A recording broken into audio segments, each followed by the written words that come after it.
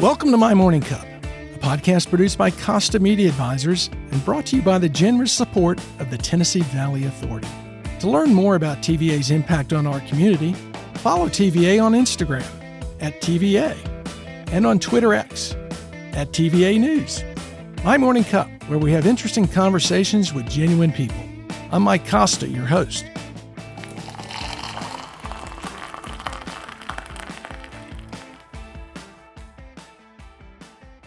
My guest this week is Maury Nicely. Maury is a partner in Evans Harrison Hackett Law Firm. He may be better known for his side hustle as a historian and author, including the book Hoffa in Tennessee, the Chattanooga trial that brought down an icon. Maury, before we get the answer to where Jimmy Hoffa is really buried, let me ask, what's in your morning cup? Diet Coke is in my morning cup. Diet Coke? You're not a coffee guy? No, I'm not a coffee guy. Not a tea guy. No? Diet Coke guy. Yeah. Your whole life? Yeah. And, I represented Coca-Cola Bottling Company for a while, too. And so... well, then I understand it much better. Big Coke guy, Yeah. I hope you don't have Pepsi people on your show, do you? There's not Pepsi people in Chattanooga. I think that's true. That should be true. And I'm sure I'll hear from the Pepsi bottler that there are, but yeah. I know two Darren of them out in Ottawa somewhere. Yeah, I know Darren Hodges much better than I know the Pepsi bottler, so I'm gonna go with that as my final answer.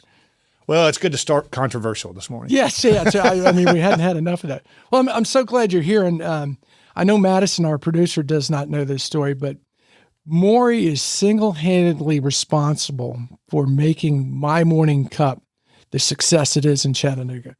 Because the first year we started this, Maury was sergeant at arms at Rotary. And every Rotary meeting, he would somehow work into his sergeant at arms duties to complain that Mike Costa has this podcast called My Morning Cup, but he has not seen fit to have the Rotary president, who at the time was Virginia Ann Sharber, as a guest. Well, I'm Sergeant at Arms. I view myself as, sort of the protection, for the president here. Here I am, and so I owed it to VA to ask that question. Did she come on the podcast? Oh, absolutely. Okay, and she was great. It's a great episode too. Yeah, good. Oh, VA's great. Yeah. That was fun. That was a fun stunt that got completely out of hand. But seriously, and I mean this seriously. That was great promotion. So, Maury, you grew up here, right? I did. I was born and bred. Born and bred? Yeah. Where were you born? I was born in Memorial Hospital in Chattanooga, Tennessee in 1971. Wow. You're still a young guy, too. They don't birth babies there anymore. They do not. Yes. They do not. Where'd you grow up, though? What area of town? I grew up, for the first 11 years of my life, I grew up in Bal Harbor, which is a little neighborhood on the lake down by the dam off of Highway 58. It was great. Idyllic place to grow up, where kids could run free, and we would throw bottles with notes in them in the lake to hopefully float to China. I presume some of them made it. It was great. And then when I was 11, we moved up to Lookout Mountain and lived about a block from Rock City. Oh, wow. Which was also a great way to be a young, junior high age kid. Yeah. Just run. Kids on Lookout run free, man. Yeah, it's a different world, that's for sure. It really is. You don't have a lot of the things that concern parents. No, you would get on your bike and just disappear. And which they don't do that much these days with kids. But it was just great. Yeah, it was great. So Lookout, and then went to McCallie. I went to McCallie, and we moved to Hickson when I lived on Big Ridge. When I was at McCallie and graduated from McCallie in 1989, and then left town never to come back. Left town. That was never the plan. Yeah, it was a different city back then. Well, and that's what I was going to ask you, because if you were born in 71, by the time you're hitting 18, 19, you're pre-aquarium. Absolutely. As I was leaving, those plans about returning to the river were just starting to percolate. And, you didn't go downtown for anything unless you had a parent who worked down there or you got lost somehow. You didn't go downtown. There was nothing to do downtown. And so, my entire plan was I'll never move back here. Why would I do that? So what did you do for fun if you didn't go downtown? Because my kids grew up in the age where downtown was the place you went. Is this a family program? It depends on the family. As I recall, you went to friends' houses. Yeah. You went to the mall, which in my time was Northgate. Yeah. Or you found a way to get beer and go to a cul-de-sac somewhere. There wasn't a whole lot institutionally to do. I remember being just so jealous of kids when I got back to town and Big River was a big thing. Yeah. And you'd see all these high school kids playing pool and hanging out. And I thought, well, my goodness, that would have been great. So it was just a different experience. It's funny you put it like that because when I compare Chattanooga to Memphis, where I grew up, the big difference is in Memphis, the kids generally either have house parties or meet somewhere. They're not really going anywhere because there's not places necessarily for them to go at that age. Well, sure. Because especially by the time you started driving, you didn't want to go to the mall was where you went when you didn't have transportation. Yeah. And so, it was going to a movie with some friends or going over to somebody's house or just finding trouble in town, Now, I know you grew up in a family business, but before I get to that, I want to talk about an early job you had. Rocky the Elf? Yeah. So my dad, Steve Nicely, was at one point was a vice president of Rock City. And like I said, we lived about a block from Rock City. And so when you at the time in the state of Georgia, you could work in a family business if you were 12 years old. And so when I was 12 years old, I was Rocky the Elf one summer. And so I put on the suit and, danced around and shook people's hands and all that. And of course it was hot. It was so hot. And so every hour you would take a 15-minute break to take salt pills and drink Gatorade. And then people would always try to guess who was in the suit, and people would punch you and all those things. It was an interesting. It was a great experience. It sounds like you had a good time. It was fun. That was great. Yeah. So you only did that when you were 12, and then what were some of the other jobs that you had growing up? Well, for several years, after that year of Rocky the Elf, because I you can only be so tall, and I'm fairly tall, and I grew out of it. I couldn't be in the costume anymore, and so I did other things at Rock City. I worked in the deli, worked out at Lover's Leap, in the camera shop. They don't have those anymore. Yeah. Worked in a bunch of places there in the warehouse and things, and then we moved off the mountain, and then for one summer I worked as a kind of part-time summer camp counselor at a local church. And then my dad ended up, he bought a company that is a garage door company here in town, Northgate Doors. And so really all through high school and college, I worked for my dad. And for anyone who thinks that is a pleasant, fun, you're going to get treated so well. No, your father has to treat you worse than everybody else so that they don't look like you're getting preferential treatment. So we did it, hung garage doors. They put in gates, at people's residences, and I dug out with a pickaxe, dug out the place for the pressure line that would open the gate when you're driving up and do all those things. And so, helped unload trucks. Do you have siblings? I do. I have two siblings. I have a younger brother and a younger sister, and my younger brother now runs that business. So well, and that's what I was going to ask you about, because I grew up in a family business, and you started at a young age, 12, 13, sweeping the floors and doing things. And you're right. You're treated. You're always treated as part of the family, but when it comes to pecking order, you're below the bottom rung of the ladder. Absolutely, because you're the boss's son. But that's the best thing your parent could do for you, because if you're in that business and you're getting treated better than the workers, those guys hate you. Yeah. Because, you're already, in my case, I'm already a Macaulay kid who's coming in to work for the summer. And so, I was one of the best gifts, and really working with your parents in a business for a summer or something like that is a great experience. Is that not something you wanted to pursue? And I'm asking that because I've got two brothers who stayed in the family business, and I kind of went out and did my own thing. Right. It was never contemplated that I was going to stay and sort of take over the family business, any of the family businesses. I was sort of bent on going in a different direction. And I was always kind of bookish. I was kind of the student. And so I was going to go on and do something else. And then, like I said, I was never going to come back to Chattanooga anyway, so it really didn't matter. Well, what was it that you wanted to do? Was it always to be a lawyer, or? No, that was never my plan. Well, then that worked out well. Well, it was, I didn't know when I went to college. And so, I was an English major. So so I'm going to go to grad school, right? Yeah, right. And my plan was that developed over college, is I was going to go and get a PhD and teach at the college level. Really? Southern literature, yeah. And I actually had I had an apartment in Knoxville. I had a teaching assistantship in Knoxville, and I was going to go and become an English professor. And the summer after graduating from college, just kind of, frankly, got cold feet just about the plan, and decided to take a year off. So I took a gap year before a gap year was a thing, and worked for a sports magazine in Nashville for a year, which was that fantastic. Athlon? It was Athlon. Yeah. That put out the sort of annuals.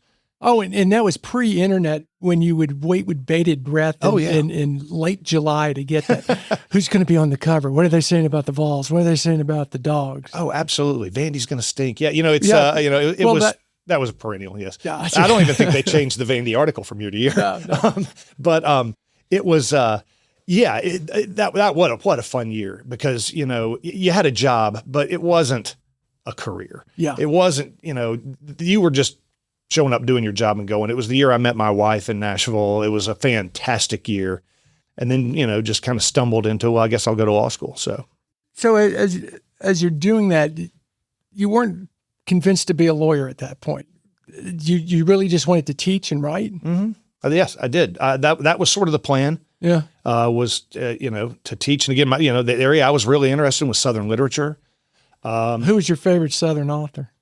Cormac McCarthy is probably my favorite Southern author, and he would probably not call himself a Southern author, but really his first 5 books were all based in and around Knoxville, Tennessee. And so, I always loved, Robert Penn Warren. You can't like Southern writers and not like, Flannery O'Connor and William Faulkner. Yeah. But Cormac McCarthy was a special favorite of mine. See, here's the difference in the depth of your knowledge of Southern authors and mine. I've heard of Cormac McCarthy. I can't tell you what book he wrote, but I do like Louis Grizzard. Yeah, I loved Louis Grizzard. Oh man, I've got all of Louis Grizzard's books, and my parents had gone to the Tivoli and seen Louis Grizzard, and I bet that was great. And I've still got the cassette tape that they bought, of that. Now I will say some of Louis's work has not aged well. Yeah, but there's some great. I loved Louis Grizzard. The best title he had is Elvis is Dead and I Don't Feel So Well Myself. What is it? Shoot low, boys. They're riding Shetland ponies. I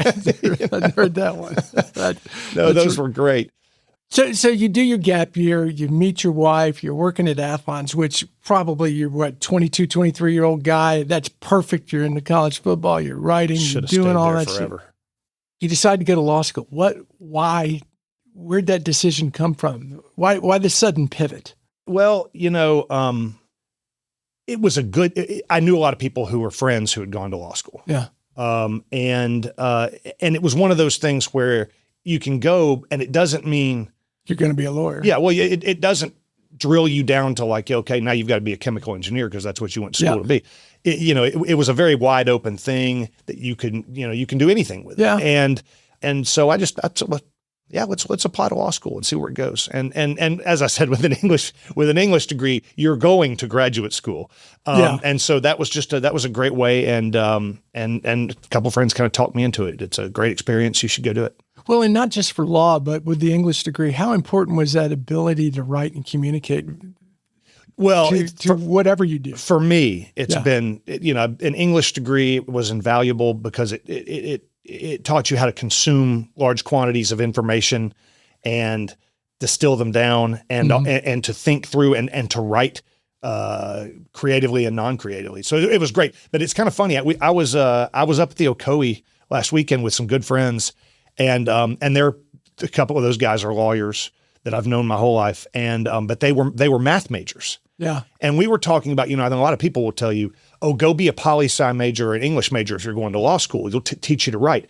I'll tell you what, being that logical mind that a math major has and how it teaches you to think logically and to think through things, in order is invaluable. So some of the better lawyers I know have not been sort of, humanities majors. Right. And so it's that, but for me and what I love to do and a lot of the research and writing, being an English major was great. Well, now as a dad of 2 boys in college or one in graduate school, would you be more accepted in them coming to you and saying, "Oh, I just want to be an English major"? Or are you like, because a lot of parents are accountant, lawyer, doctor, very specific of you need a career.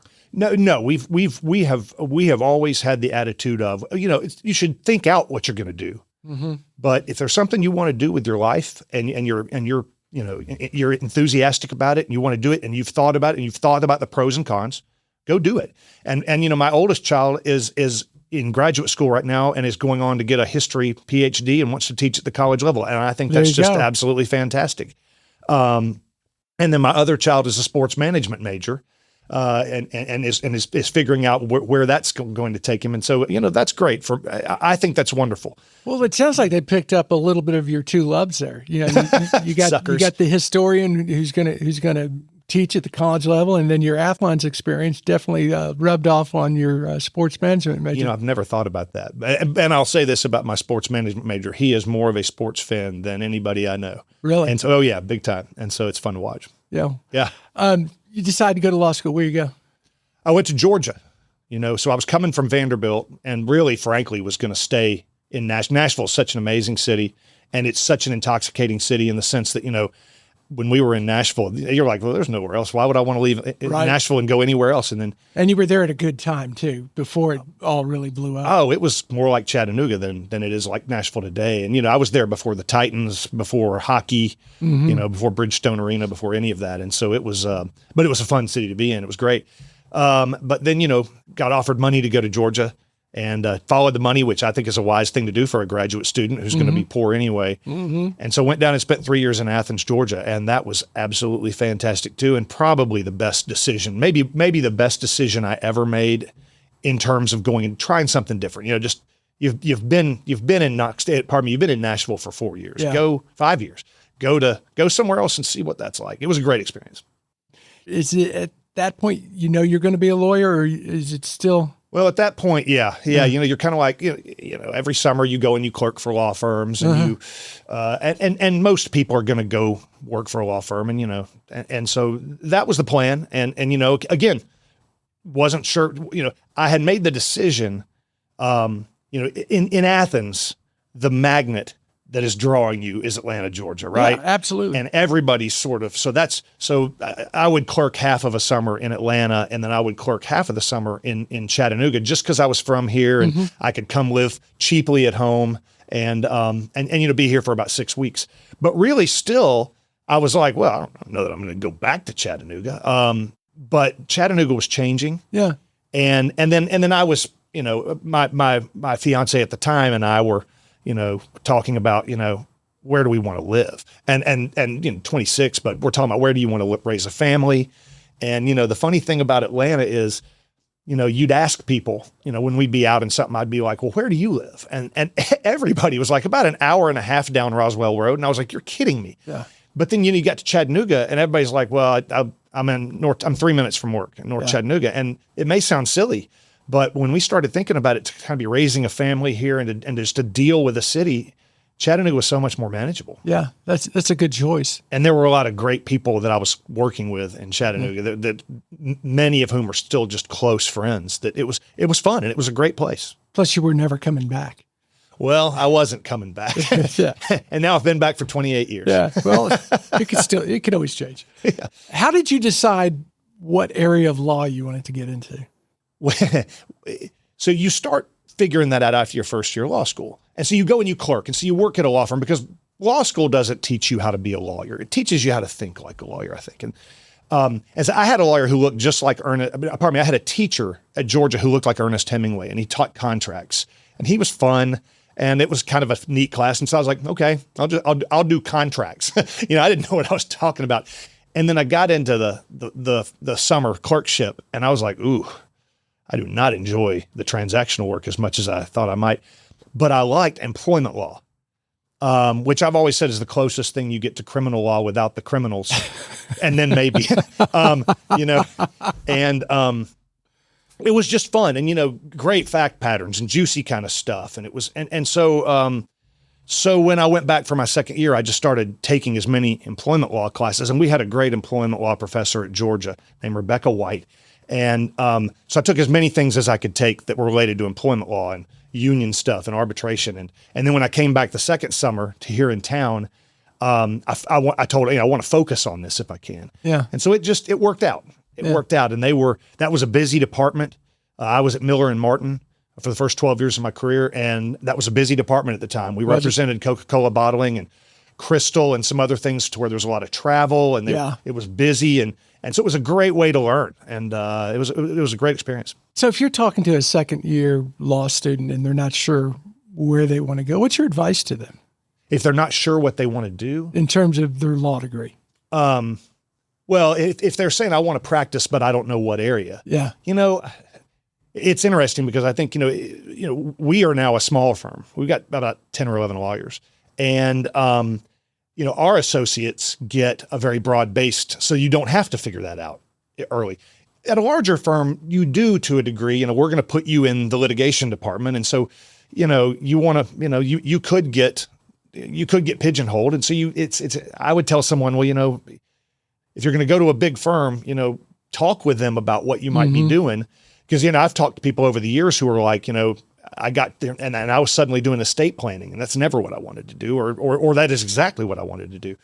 And then again, at a small firm, you get now it's drinking from a fire hose too, because you're doing all sorts of different stuff. I always tell people that I was lucky that I have a very deep, but very narrow expertise that I know labor and employment law. Yeah. Right. And, but if you told me, defend this criminal, we would be in trouble. Right. Deep trouble. Malpractice trouble. So you're at Miller & Martin for 12 years. Yeah. Great Recession comes, 2007, 2008, but Chattanooga really had a lifeline with that, with VW. Talk about your VW experience and how you end up there. Well, so, and you're right. I've said many times, VW, intentionally or otherwise, buoyed, I think, this community through that recession. Oh, absolutely. And of course, we all remember, I think, I'd certainly do when they made the announcement that they were coming. And, we had missed narrowly on some other. Oh, the Toyota plant that ended up in Tupelo. Yeah, exactly. We thought we had. Right. And then, that would, and so I think Volkswagen was a great announcement for this community. I still have the copy of the paper from the day when they announced it. I do too. And I had not been one of those folks who had, been looking around, I'm going to go in-house with somebody or I'm going to leave. But there was a great opportunity. They were going to hire someone to be a labor attorney. That's right down my alley. Yep. And so I applied, like a lot of other people did too. I know. And I was given the opportunity. And so I went in-house in 2009 to be the labor attorney, and it was a great experience. And I shared that experience with Wade Hinton. Yeah. And I think you've interviewed Wade, haven't you? Yep, sure have. And so Wade and I shared a cubicle.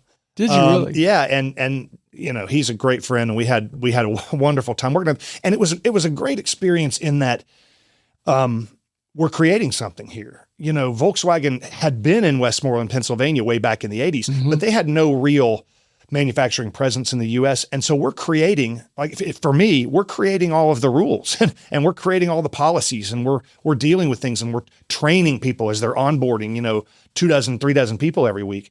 And so it was a great experience to learn how these things are done. And also, as an employment lawyer, I'll tell clients, they call me when something weird has come up that they're like, we don't really know. This is unusual. Let's call Maury.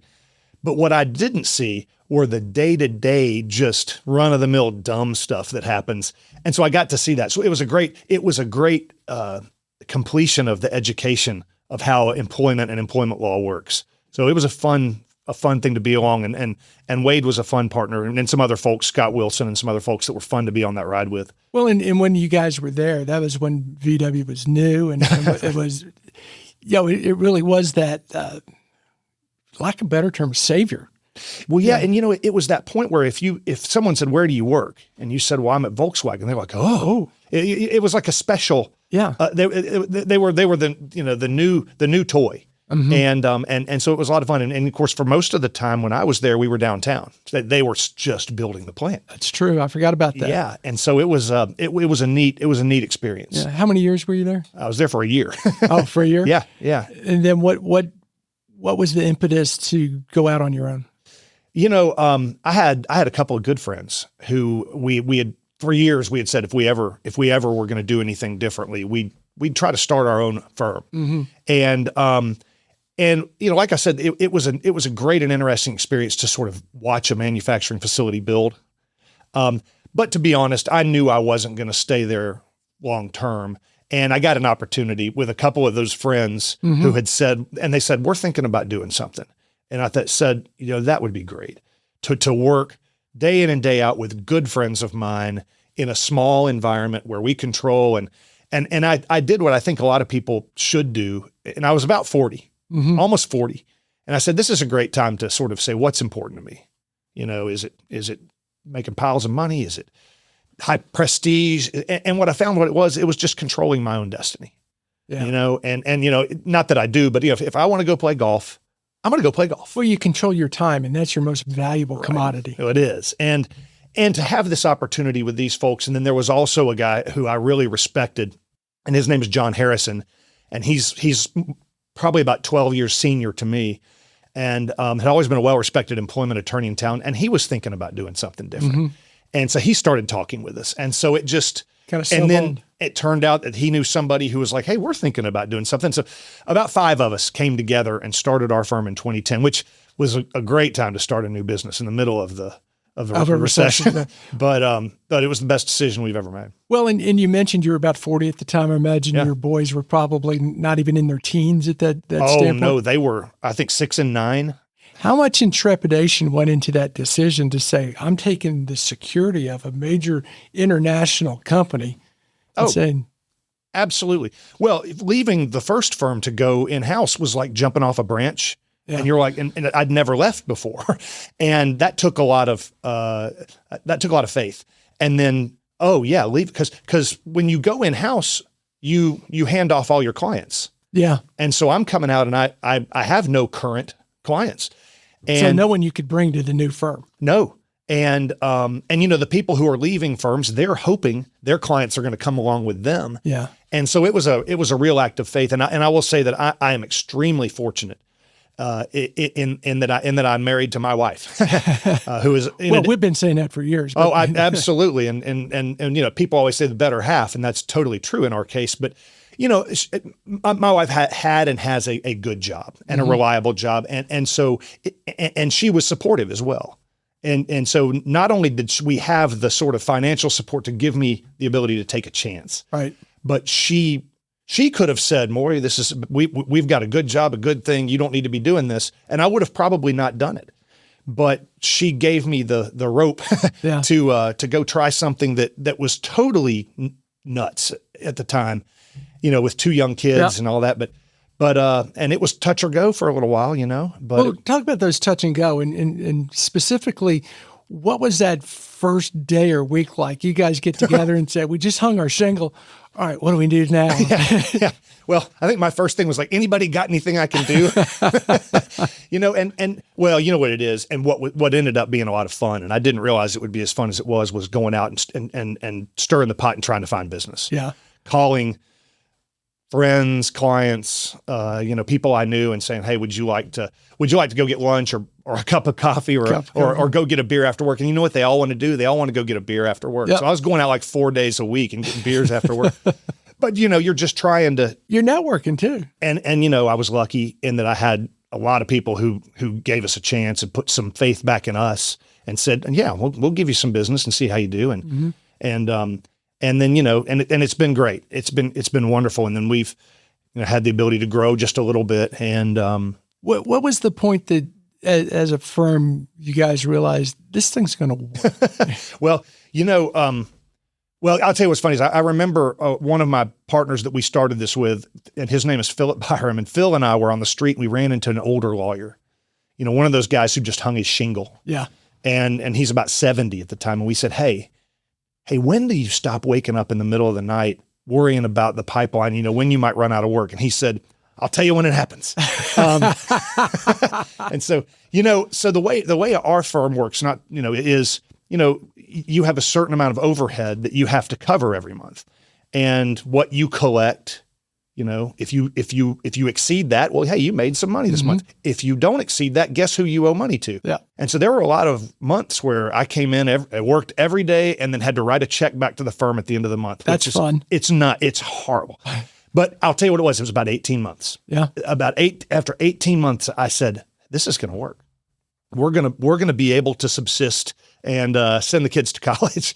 Was that because, yes, it was because of the business was coming in, but was it a boost of your confidence to know, okay, made the right decision. Oh, absolutely. Absolutely. To know that you can take care of yourself, and not feel like, hey, I need everybody to give me work, which occasionally happens anyway. You'll have slow moments when you're like, hey, if anybody needs some help, but yeah, just to know that you could take care of yourself and we're going to be able to buy groceries, and I'm not going to have to get a second job.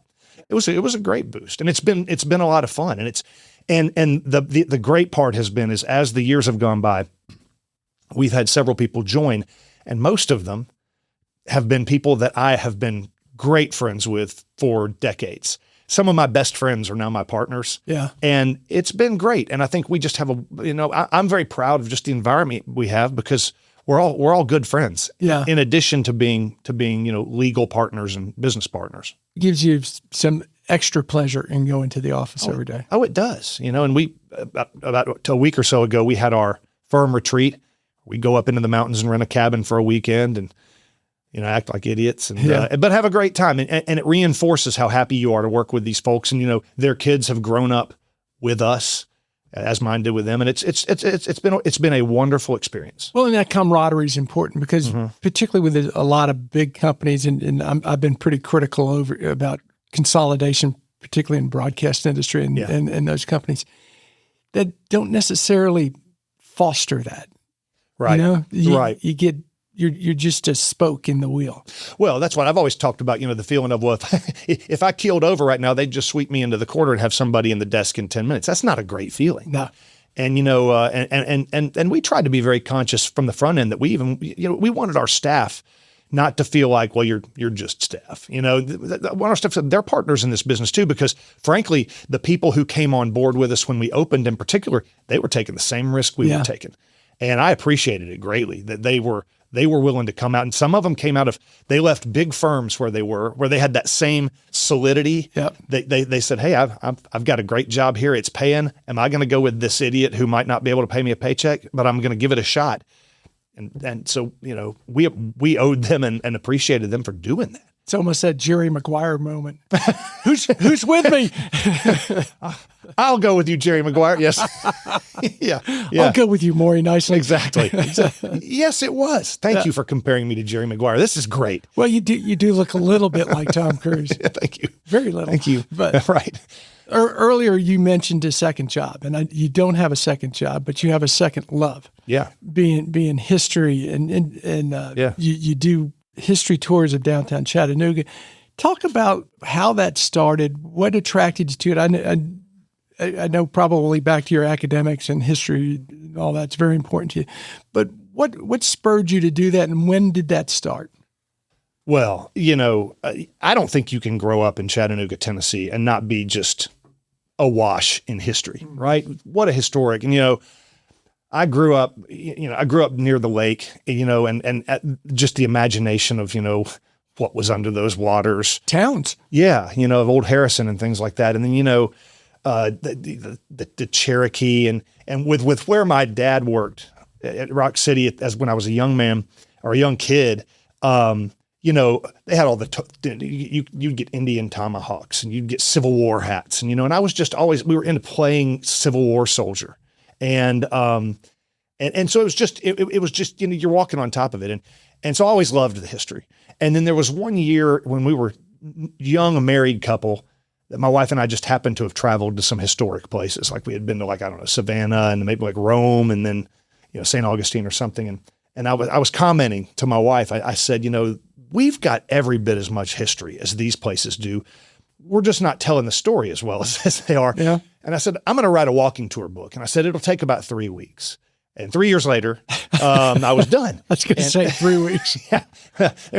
There was more than a little naivete there, but, and that was pre-Chat GPT. You couldn't just plug it in. Yeah. God bless the Chattanooga Public Library, right? Cause you couldn't just, and really the internet was so new that what you got on there, first of all, was not necessarily trustworthy. Right. Not that it is necessarily now anyway, but so yeah, that was a lot of on the grounds wandering around. So what year was that you decided to do I think that was 1999, because I think the book came out in 2002, I think maybe. Did you self-publish, find a publisher? For that one, I self-published that. So what's that process? Just out of curiosity, you're a young guy. Yeah. I'm going to write a book in 3 weeks, and here you. Yeah. Just talk about how it all came about, and has it gotten any easier? Yes, it's easier. We'll start with that. Like I said, at the time, there was so much I spent a lot of time at the library. The library has great clippings files, and whoever thought of this is a genius, because they keep every time they mention the aquarium, they clip it out of the paper and put it in this manila envelope. And so you can go say, I want to see the clipping file on the aquarium. And it's got, from the first date it was ever mentioned to today. Really? It probably missed a few here and there, and so I did a lot with that. I walked around a lot. I talked to people, visited buildings. It was all downtown, and I worked downtown, and that helped. And then, I was hooked up with a great graphic designer who did a lot of the map work and the stuff like that. And I took a whole lot of pictures. And self-publishing is an interesting way to go, because you're now everything. You're the marketing person, you're the deliveryman, you're doing everything. But that was the way to get this published and to get it done. And so it was a great experience. And people in town were great I'd walk in little art shops and be like, hey, would you sell my book? And a lot of them would. And it was really cool. And it sort of just made it feel very grassroots. What's the historical thing that most Chattanoogans don't appreciate enough about where we are? Oh, that's well, what they appreciate too much is underground Chattanooga. But well, I would say this. I think we are very conscious of our Civil War past, and we're very conscious of our Cherokee history, I believe. And we're conscious to a large degree of our industrial history, the Dynamo of Dixie and all those things. I think some of our social history and some of our civil rights history, even, that we're very significant. The Ed Johnson case is one of the early civil rights cases. Explain who Ed Johnson is. Well, of course, Ed Johnson was a young black man who was accused of sexually assaulting a young white woman in or around St. Elmo in the first decade of the 20th century, pardon me. And he didn't do it. I mean, I think that's pretty well recognized these days, but he was convicted and he appealed. And on the night that the Supreme Court of the United States granted his appeal, and he was represented by two black lawyers as well, which was unusual for the day. And on the night that the Supreme Court granted his appeal, and I always like to reinforce it was a small mob, but it was a mob of people took him from the Hamilton County Jail. The sheriff, who had been a Confederate veteran, stood aside while they took him from the jail, and they lynched him on the Walnut Street Bridge. And it was the only time in the history of the United States that the U.S. Supreme Court has issued a criminal contempt finding against the Hamilton County Sheriff. Wow. It's never happened otherwise. And so this is 1906, I believe. And so, we're talking about one of the earliest, this is a half century before what we really think of as the civil rights era. And so that was a really, and a very poignant thing. And of course, there's a monument now to it, and it makes the Walnut Street Bridge an interesting piece of history. And then, there are other spaces like the Civil Rights Sit-In, the marker to those, which were fairly unique sit-ins, and that they were conducted by high school students. Yeah. Which is unique, because we don't have a historically black college in Chattanooga. And so, high school students, and that's a risky thing and a courageous thing. And so, absolutely courageous. And what I love about our history is that it's not just esoteric history, that you can go out and put your hands on it. Yeah. The interesting thing, with Ed Johnson and the Walnut Street Bridge is the Walnut Street Bridge is so identified as part of Chattanooga's Renaissance, right? That it's almost, not now, but almost neglected that something like that happened on the bridge, right. a lynching. Right. But you're right, there is a monument to right. Ed Johnson now on the what is that, the south side of the bridge? It is right on the south side of the bridge, and you're right. And it's sometimes I get self-conscious when I'm telling stories, when I'm giving a tour to visitors, and when the stories are something fairly negative and atrocious like that, then I'm like, sorry, but you tell people we got to give you the bad with the good, right? And here this lovely place that this bridge that's really an iconic piece of Chattanooga, and that we all cross all the time. Well, not right now. Not right now. But okay. It's being refurbished. Yes, we'll be back. But that it does have, there are some dark pieces of history that lean on it. And I think that's something to embrace isn't the right word, but it's the one I'll use. Acknowledge. Yeah. And there's probably other places that have absolutely the same type history that where it's held up in high esteem, and there's been some atrocious things that have happened on whichever site. Well, the riverfront, for crying out loud. I mean, it's where the Trail of Tears started. Yeah, I mean, and to acknowledge that again and to understand that is that piece of ground is where that one of the most dramatic events in U.S. history began literally at the doorstep of Chattanooga. Yeah. And talk about that a little bit as a historian, the good and the bad, because particularly today, there seems to be a need to only tell the good history. Right. That we're only going to be proud of this. Right. But unless you know the bad too, you don't have a chance to correct it, do you? Well, that's what, if we don't learn our history, we're bound to repeat it. And I think that's what you have to do, because make no mistake, I am very prideful of America and of many of the great things that we have done. But you've got to acknowledge some of the things that got us here and some of the negative things that you wouldn't want to repeat. I mean, the internment of Japanese citizens during World War II, we don't want to repeat that. And so to recognize that even a good, intelligent man, FDR, made that decision. Made a bad decision. That we now look back and say that was a bad decision, and he regretted it. Yeah. And so I think to say, let's learn these things and look and what led us, and the path. One of the great things, and this is a bit of a tangent, but we took a great tour in Boston. And did you do the Revolutionary? We did the Freedom Trail. I've done that. Isn't that great? It's great. We did it with this private guide, and he started and he said, "Look, nobody woke up in 1775 and said, let's have a revolution." He said it was a long process that got us there. And so the tour was basically, let's start in 1760 and let's go over 15 years how we got to, we're revolting against Great Britain. And I think you see the same thing with like the Trail of Tears. Nobody woke up in 1837 and said, let's put these Cherokee on boats and get them out of here. This is a long process. And what got us to that point, and to understand what were the good and bad mistakes, the good things and the mistakes that got us there. And I think that's a lot of what, and Chattanooga has a lot of that history, a lot that we are extremely prideful of, and then a lot that we would say, that was a dark spot on our record. Yeah, and that's true across the country, and that's true across the world. Sure. Every civilization has their moments of tremendous pride, but also like, could have done that better. Yeah, absolutely. You obviously have a love of history. Are you working on anything new? I'm always working on like 2 or 3 things. Yeah. I'm working on a book right now, a study of, and it's kind of like what we were talking about with the Cherokee, but it's about a Cherokee murder trial that really sort of helped to pave the path to the Trail of Tears. And it occurred in Cleveland, Tennessee. Wow. And so right, on our doorstep again. And so there's a lot of okay, how did we get here? Yeah. And then I'm working on a book about some of the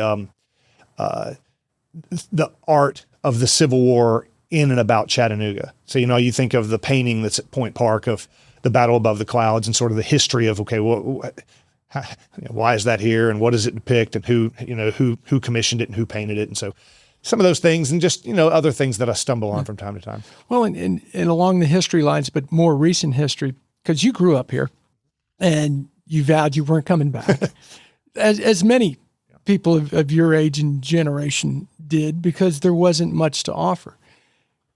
Give me your take on Chattanooga's Renaissance from when you were that kid running around, there's nothing to do, to where it is now, and where do you see us going in the next 10 years? Well, it's interesting. So obviously, I left in 1989 and really came back to stay in 1997. And I remember thinking, wow, this is great. We had Big River down on the river, 212 Market, the aquarium was humming. It was great. It was funny in 2017. Eric Myers, I think, did a presentation at Rotary, Chattanooga Downtown Rotary, about 20 years have gone by. So it was 2017. They said, let's look back to 1997. And as they pulled up the slides of what it looked like, I was thinking, man, it sucked back then. Yeah. How much better are we doing now? And so, I think we're on the right trajectory. And I mean, with what we're seeing with the new stadium, with what we're seeing with the new, great restaurants that we have. I mean, one of our restaurants was picked as one of the New York Times top 50 in the country. Calliope. Yeah. And, you just think, well, that's just amazing. And there's so much going on and so much to do. The outdoor, what we've done and what Tim Kelly has pushed through with the National Park City. Mm-hmm. I think that's great. I'm still not 100% sure what it means, but it's I think these things are great for Chattanooga. And, you see people all the time who are coming. I talk to people and say, when they move, I say, where are you moving from? And it's interesting how many say, I'm coming from Nashville. Yeah. They're saying just Nashville's gotten so big that I want to come somewhere. But, I think the biggest challenge, we have social challenges and housing challenges and all those things. But I think when I think of myself as a downtown person and I'm the history into all that, I think one of the challenges we have, I'll illustrate with this is my wife has a good friend from high school who lives in Greenville, South Carolina. And I love Greenville. We all do. Great town. And we were visiting and I said to him, hey man, we love Greenville. This is great. And, I said, but I bet you've got all these little pockets of the city that we don't even know about. And he said, no, we can pretty much support Main Street and down here. I think our biggest challenge in Chattanooga, as you see South Broad grow, Main Street continue to grow, you can't let the riverfront dry up, right. And you can't let sort of the middle part of the city dry up or be dead at night. So I think, in my personal opinion, we do need to grow and we need to attract business. We need to attract retail. We need to attract, we're getting a lot of people to come live. We're getting a lot of hotels in downtown, but we need to have things for people to do and want to be downtown. Yeah. And to your point, we've got pockets of interesting things. You got the riverfront, you got South Side, you got Broad. Yeah. But they're not necessarily connected or flow as one. Yeah. And, having a son who's in Knoxville right now, we're up there some, and I get jealous a little bit of what Gay Street has, and with Market Square and all that it's all contiguous and it's pretty dense. Now they don't have as much area as for where we are from South Broad to the riverfront. That's a long way, but it would be great if some of our areas had a lot of connectiveness to it, to where you felt like if you were down at the aquarium, you thought, well, I will go walk down toward the choo-choo. And I'm not going to go through sort of patches of areas where there's not a lot of stuff. Yeah, do walk through a few areas where you go, we ought to walk faster. Yeah, or there's just nothing here. It's parking lots and business buildings that are quiet on the weekends. Yeah. I think that's one of our biggest challenges. But I think the great thing is Chattanoogans, we're pretty optimistic about our city, and we love our city and want to do good things. And there are always people coming up with another great idea for the town. Well, and that is, I consider that the secret sauce, because you talk to anyone who's either grown up here or moved here and where we are today, there is a very prideful and let me not even defend my city. Let me tell you about my city. Absolutely. And I periodically, I'll ask my wife, as I'll say, Jenny, do you ever wish you lived in, that we'd stayed in Atlanta, or do you wish we'd stayed in Nashville or gone home to South Georgia? And the answer is always, no. We're so glad that we stumbled, face first into what's made a wonderful life for us in Chattanooga. And, I don't know that we'd ever live anywhere else. Well, and I've said this a number of times on this podcast. I moved here 25 years ago now. Yeah. And plan to be here 2-3 years. Yeah. Yeah. Right. That either says I fell in love with the place or I couldn't find another job. I'm not sure which. No, I know which it is. But you get here and you start to realize quality of life is so important. It is. Quality of life is important. And as we talked about, just getting around town. Yeah. And great schools and great people. I mean, we were so fortunate to meet wonderful people. I remember my parents saying at times, like I think I had like a 40th birthday party. I remember my dad pulling me aside and saying, "You've really got great friends." Yeah. Isn't that great? And just to feel like, just the luck of having that I guess everybody doesn't have. And so we feel very fortunate. And that's one great thing about Chattanooga too. Yeah. And for someone like me, those are important things, because it tells you need to live in the moment. Enjoy those great friends. Enjoy where you are. Stop worrying about where you ought to be or where you think you ought to be. Oh, absolutely. You and I were talking about this before we started, but my father passed away last year ago, last week, from Alzheimer's. And he had never retired. And I think my parents had a little bit of a feel of, gosh, we had all these plans, right? Yeah. Of things we were going to do, but we can do those later. And it's really made Jenny and me, we have adopted more of a just say yes approach to things of, look, you know, if the opportunity's there in front of you, you know, grab it and you'll appreciate that you did it. And that's been a great philosophy for us. Yeah, I've had to learn that over the last 5 years, because I was notorious for putting things off. Oh, well, you know, like if we were on a work trip where we went to Europe with some customers, not doing something, saying, we'll do it the next time we're there. Right. You're not going to be there again. Right. Get out and do it. Yeah. A couple more questions for you, Maury. Yeah, sure. One from a historian perspective. In more recent history, you know, history is so important to learn from and not repeat. But in the recent history that your life in Chattanooga, what do you think it is we need to learn from that history, say from the 80s to now, that we make sure we don't repeat? Well, when you talk about learning from ourselves and not repeating it, I mean, and I guess I think in a way, when you talk about your city, I mean, be deliberate, right? Yeah. I think, you know, we, you know, in the 70s and 80s, you know, suburbanization, shopping malls, you know, sort of drained downtown, and we looked up and people were like, is this town going to die? Yeah. And we always talk about Vision 2000 and what they did to really help jumpstart Chattanooga. And I guess when we say we're all proud of our city, we all love our city, and we all want the best for our city, it is not going to happen by osmosis. And I think for people to say, well, let's be deliberate about protecting our historic resources and about continuing to drive our city forward. You know, I'm really sad that we lost the sports barn building. Oh gosh. And there should have been more of an outcry from Chattanoogans to say that's one of the oldest buildings downtown that should not have been torn down, and certainly not to create a motor inn. What was it? Because I remember as they started to tear it down, was it kind of torn down prematurely before they really had permission to do it? Well, and that sort of is a tactic, isn't it? Yeah, absolutely. Oh, darn! Were we not supposed to do that? Once it's already, and I don't know if that's what happened here, but you know that is not without precedent. You know that once it's gone, well, it's already gone. Yeah. You know, but I think we as Chattanoogans need to be proud. And when someone says we want to tear down a structure from the 1800s and build something on it, we say, no, find another spot, because we don't want to lose that historic fabric that we have. And I think to be deliberate about that is really important. And then, you know, not to be too much about buildings, you know, I think, you know, the one thing that I think is really important for our city is to try to make sure that we're all striving for the best for each other.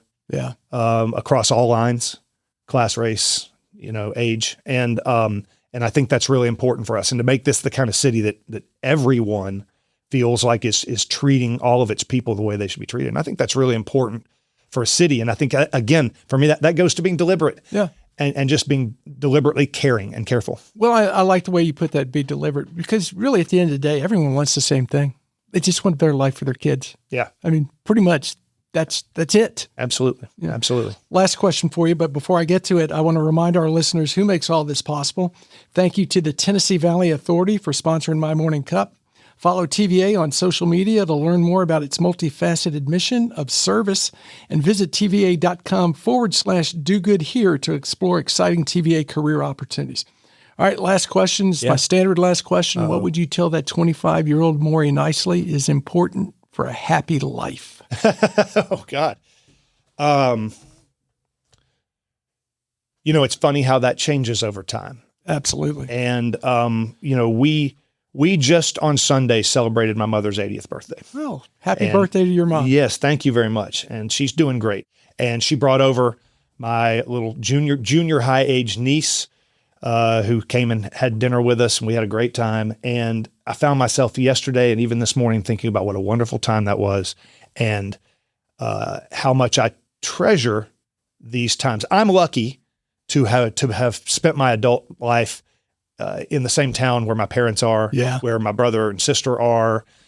I don't know if my kids will ever move back to Chattanooga or not. That's going to be up to them. And, you know, I'll love it if they did, and I'll be happy for them if they don't. But I think treasuring those times, you know, I am also at that age where I've been an empty nester for 3 years now. Isn't it great? It's fantastic, Mike. Yes, I absolutely love it. Sorry, kids, but no, we love it. It's fun. But I will say this: it goes fast. Yeah. And if you're in a busy career, you travel some and you're doing things, it's easy to say, well, I'm just busy. And I would tell the 25-year-old self is I'd say this all goes fast. And so do the things that you want to do and enjoy your family and your time with them, because it does, and everybody says it, it's a trite thing, you blink and they're gone. But I think those are the things that I would say. I'd say, hey, again, Maury, be deliberate in the things that you do the things you enjoy, even the things like working on books and all. I'm so glad I did it. Yeah. Well, and that's great advice. And it kind of goes back to when you decide to go out on your own with your partners in the law firm, your most valuable commodity is your time. And particularly as we all get older and your kids are growing and they get busy lives. Yeah. We all kind of pass each other, and you got to be deliberate of making that time. And oh yeah. I don't think you're ever too old to start to not just realize it, but put that into practice. Yeah, absolutely. And I think I'm 54. I'm at an age where I think people at my age group are starting not to talk about, retiring, but they're starting to think, okay, what do I need to do what do I want to do to maximize what I'm getting out of my life, recognizing that, a third of it's over. Yeah. Well, on that happy note, unfortunately, our time is over, but I really enjoyed this, Maury. It's always great catching up with you, and you are one of my, not just my favorite historian in town, but one of my favorite people in town. Well, thanks, Mike. I really appreciate you and all you do, and thanks for inviting me to do this. Oh, absolutely.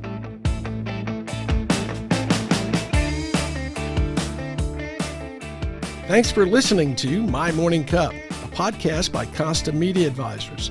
If you liked this episode, please share it with a friend. I release a new episode each week, so be sure to subscribe on Spotify, Apple, Google, or wherever you listen to podcasts.